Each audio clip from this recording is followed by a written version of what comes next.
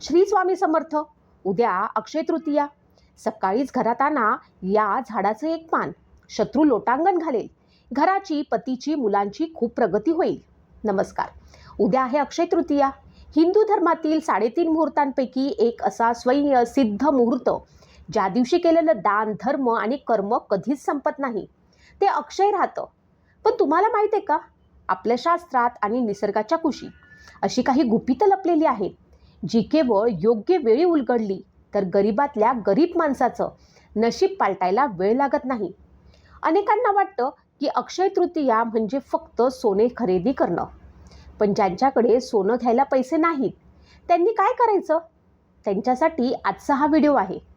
आज मी तुम्हाला अशा एका विशिष्ट आणि दैवी वृक्षाबद्दल सांगणार आहे, ज्यांचं फक्त एक पान उद्या सकाळी तुम्ही योग्य विधीनं घरात आणलं तर तुमच्या पतीची रखडलेली प्रगती, मुलांच्या यशातील अडथळे आणि घराची आर्थिक बरकत यात असा चमत्कार घडेल की तुम्ही स्वतःही चकित व्हाल. इतकंच नाही तर तुमच्या प्रगतीवरती जळणारे, तुमच्या घरात कलह निर्माण करणारे शत्रू देखील तुमच्यासमोर नतमस्तक होतील. पण ते झाड नेमकं कोणतं आहे? ते पान आणण्याची विशिष्ट वेळ कोणती? आणि सर्वात महत्त्वाचं म्हणजे ते पान आणताना कोणती एक भयानक चूक टाळायची आहे? हे सर्व जाणून घेण्यासाठी हा व्हिडिओ शेवटपर्यंत पहा. माहिती अर्धी ऐकली तर त्याचे परिणाम मिळत नाहीत. व्हिडिओमध्ये पुढे जाण्यापूर्वी श्रद्धा व्यक्त करण्यासाठी श्री स्वामी समर्थ, ओम गण गणपते नमः आणि ओम नमो भगवते वासुदेवाय हे 3 मंत्र नक्की लिहा. अक्षय तृतीया हा दिवस केवळ पंचांगातील एक तारीख नाही, तर तो निसर्गाचा आणि ईश्वराचा आपल्याला मिळालेला एक वरदान आहे. हा दिवस म्हणजे भगवान विष्णूंचे 6वे अवतार भगवान परशुराम यांचा जन्मोत्सव. याच पवित्र दिवशी स्वर्गातून माता गंगेचे पृथ्वीवरती आगमन झाले होते, ज्याने सागरपुत्राचा उद्धार केला. पण तुम्हाला माहिती आहे का, या दिवसाला अक्षय का म्हणतात? क्षय म्हणजे संपणे आणि अक्षय म्हणजे ज्याचा कधीही नाश होत नाही असे. इतकंच काय, महाभारतातील एक अतिशय सुंदर प्रसंग आहे. जेव्हा पांडव वनवासात असताना त्यांच्याकडे पाहुणे आले आणि घरात अन्न नव्हते, तेव्हा भगवान श्रीकृष्णाने द्रौपदीला अक्षय पात्र दिलं होतं. या पात्राचं विशिष्ट असं होतं की जोपर्यंत द्रौपदी जेवण करत नाही तोपर्यंत त्यातून अन्न कधीच संपत नसे. याचाच अर्थ असा की उद्याच्या दिवशी ब्रह्मांडातील सकारात्मक ऊर्जा तिच्या सर्वोच्च शिखरावरती असते. तुम्ही उद्या जे काही सात्विक कर्म कराल त्याचे फळ तुम्हाला 1000 पटीनं आणि तेही जन्मोजन्मी मिळत राहतील. पण आता एक प्रश्न आपल्या सर्वांच्या मनात येतो. आपण तर देवाची भक्ती करतो, तरीही आपल्या घरात अडचणी का? आपल्यापैकी अनेक जण असे आहेत ज्यांचे पती रात्रंदिवस राबतात, रक्ताचं पाणी करतात, पण हवं तसं प्रमोशन मिळत नाही. कष्ट करूनही व्यवसायामध्ये बरकत का येत नाही? हातात पैसा येतो पण तो टिकत का नाही? आणि आपली मुलं, किती काळजी घेतो आपण. त्यांची मुलं हुशार असतात, वर्षभर अभ्यास करतात, पण नेमकं परीक्षेच्या वेळी त्यांना आठवत नाही किंवा त्यांची एकाग्रता भंग पावते. पण हे सगळं उगाचच होत नाही. यामागे कोणाची तरी वाईट नजर आपल्या प्रगतीवरती. जळणारे लोक जगात कमी नाहीत. शत्रू नेहमी तलवार घेऊन समोर उभा नसतो. कधीकधी तो गोड बोलून आपल्या घरात येतो आणि त्याची नकारात्मक दृष्टी आपल्या सुखी संसाराला लागते. हीच खराब एनर्जी आपल्या घराच्या प्रगतीला खीळ घालते. जेव्हा घरात अशा नकारात्मक शक्तीचा वास वाढतो, तेव्हा कितीही प्रयत्न केले तरी यश हुलकावणी देतं. मग अशा वेळी काय करायचं? मोठी पूजा अर्चा सगळ्यांनाच परवडत नसत. म्हणून आपल्या पूर्वजांनी निसर्गातील काही वनस्पतींमध्ये देवाचा अंश शोधला आहे. आज मी तुम्हाला ज्या झाडाच्या पानाबद्दल सांगणार आहे, ते पान म्हणजे केवळ वनस्पतीचा भाग नाही, तर ते साक्षात भगवान विष्णू आणि माता लक्ष्मीचं रूप आहे. शास्त्र सांगतं की ज्या घराच्या उंबरठ्यात हे पान योग्य विधीनं प्रवेश करतं तिथे दारिद्र्य राहू शकत नाही. हे पान घरात आणणं म्हणजे जणू काही तुम्ही प्रत्यक्ष लक्ष्मी मातेलाच आपल्या घराचा पत्ता सांगणार आहात. हे पान तुमच्या पतीच्या कामातील अडथळे दूर करेल आणि मुलांच्या बुद्धीला एक वेगळीच दिशा देईल. चला तर मग आता वेळ न घालवता जाणून घेऊया त्या चमत्कारिक, दैवी आणि भाग्य बदलणाऱ्या वृक्षाबद्दल, ज्याचे एक पान उद्या तुमच्या आयुष्यात सुवर्णकाळ घेऊन येणार आहे. निसर्गात अनेक पवित्र वृक्ष आहेत, पण अक्षय तृतीयेच्या दिवशी या मुहूर्तावरती ज्या झाडाची शक्ती काही पटीनं वाढलेली असते ते झाड आहे पिंपळ. पिंपळाला आपण वृक्षराज म्हणतो. शास्त्रात असं सांगितलं आहे की पिंपळाच्या पानापानात साक्षात भगवान श्री विष्णूंचा वास असतो आणि शनिवारी तर तिथे लक्ष्मी माता स्वतः वास्तव करते. उद्याच्या शुभ दिवशी या झाडाची सेवा करणं म्हणजे साक्षात परमात्मा परमेश्वराची सेवा करण्यासारखं आहे. लक्ष देऊन ऐका की तुम्हाला उद्या नक्की करायचं काय आहे. उद्या सकाळी म्हणजेच अक्षय तृतीयेच्या दिवशी सूर्योदयापासून ते सकाळी 10 वाजेपर्यंतची वेळ सर्वात उत्तम आहे. शक्य असल्यास सूर्योदयापूर्वी उठा, स्नान करा, स्वच्छ वस्त्र परिधान करा. पण एक महत्त्वाची गोष्ट लक्षात ठेवा, देव असो वा निसर्ग, रिकाम्या हाताने कधीच कोणाकडे जाऊ नये. पिंपळाच्या झाडापाशी जाताना एका तांब्यामध्ये शुद्ध पाणी घ्या आणि त्यात थोडं दूध आणि थोडी खडीसाखर किंवा साधी साखर टाका. हा गोडवा तुमच्या आयुष्यातही गोडवा घेऊन येईल. जेव्हा तुम्ही झाडापाशी पोचाल तेव्हा सर्वात आधी त्या दिव्य वृक्षाला मनोभावे नमस्कार करा. तो तांब्यातील गोड पाण्याचं झाडाच्या मुळाशी अर्पण करा. त्यानंतर हात जोडून डोळे मिटून अत्यंत नम्रपणे प्रार्थना करा. म्हणा, हे वृक्षराज, आजच्या या अक्षय तृतीयेच्या मुहूर्तावरती मी तुमच्या कुटुंबातील एक अंश, एक पवित्र पान माझ्या घरी घेऊन जात आहे. हे देवा, माझ्या पतीच्या मार्गातील अडथळे दूर कर, माझ्या मुलांच्या प्रगतीला आशीर्वाद दे आणि माझ्या घरातील दारिद्र्य मुळासकट नष्ट कर.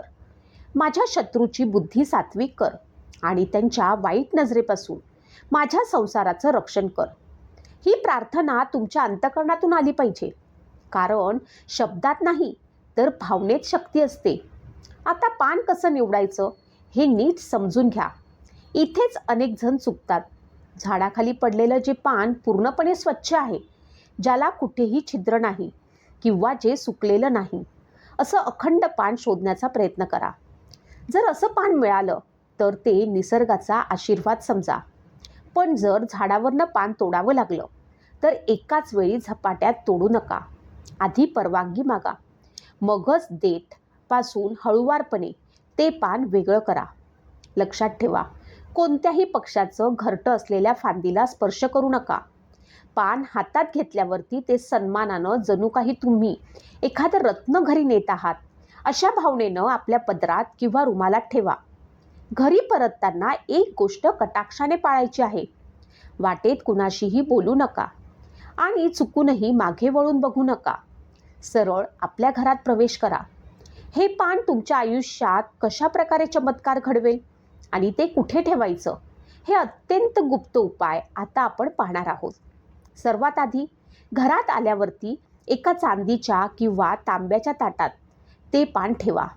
जर तुमच्याकडे गंगाजल असेल तर ते पानावरती शिंपडा. गंगाजल नसेल तर शुद्ध पाण्यात थोडी हळद टाकून त्या पाण्यानं पान स्वच्छ धुवून घ्या.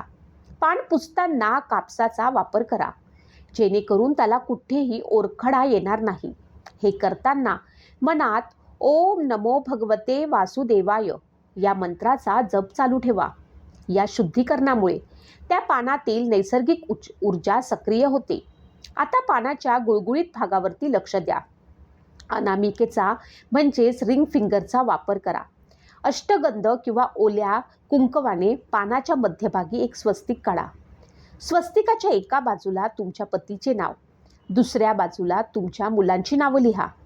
सगळ्यांची नावं लिहिताना तुमच्या मनात असा भाव ठेवा की या नावासोबत त्यांची प्रगतीसुद्धा या अक्षय मुहूर्तावरती कोरली जात आहे. हे नाव लिहिताना तुमच्या पतीच्या नोकरीतील अडथळे आणि मुलांच्या अभ्यासातील भीती दूर व्हावी अशी मनोमन प्रार्थना करा. आता वळूया अशा उपायाकडे जो तुमच्या शत्रूंना शांत करेल. पानाच्या देठापाशी जिथे देठ पानाला जोडलेलं असतं तिथे 7 अखंड काळी मिरी ठेवा.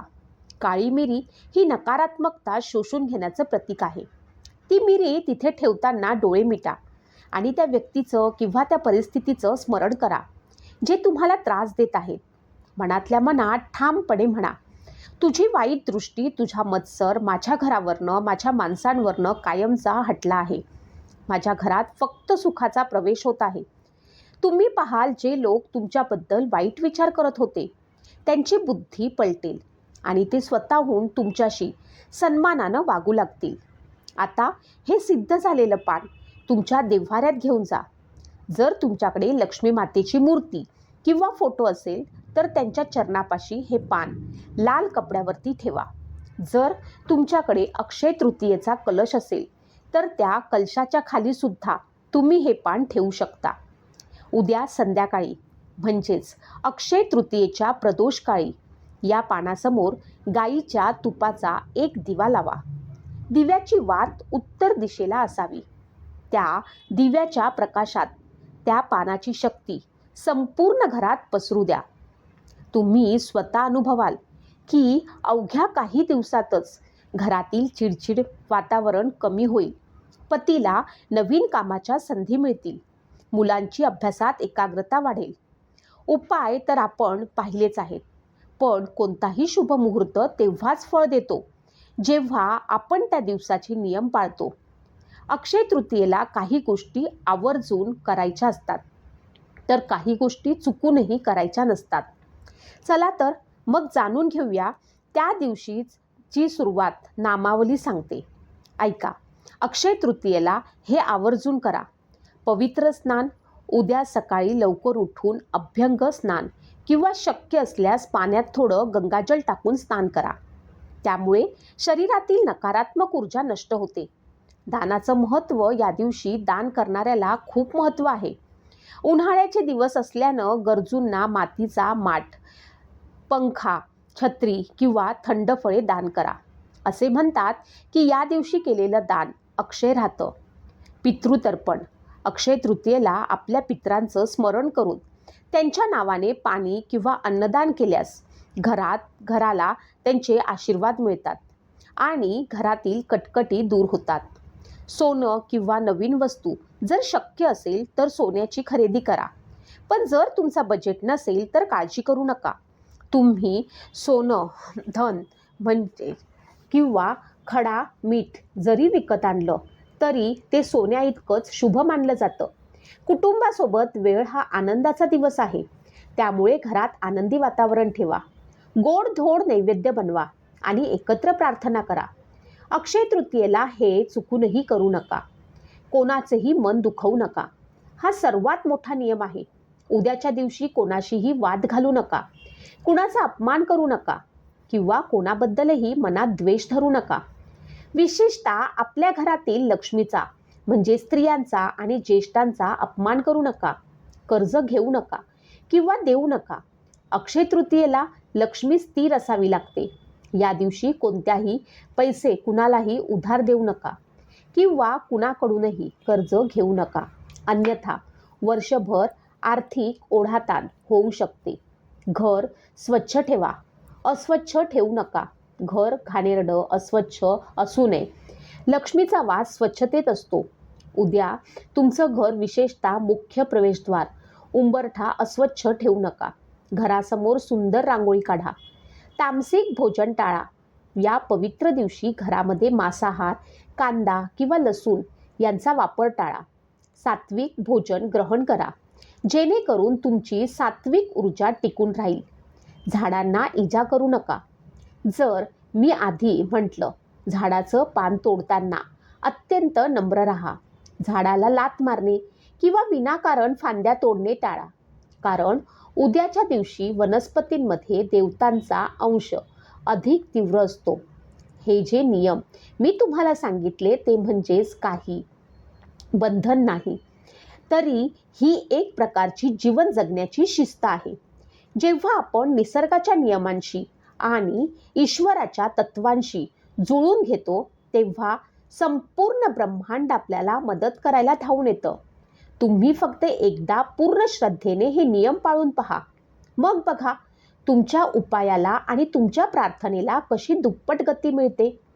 कठीण काळात हा प्रत्येकाच्या आयुष्यात येतो, पण अशा पवित्र दिवशी केलेले छोटेसे प्रयत्न डोंगराचे दुःखाचे डोंगर पार करायला मदत करतात. माझ्या लाडक्या मैत्रिणींनो, व्हिडिओ बनवण्यामागे माझा एकच उद्देश तुमच्या संसारामध्ये सुख, शांती आणि समृद्धी नांदू दे.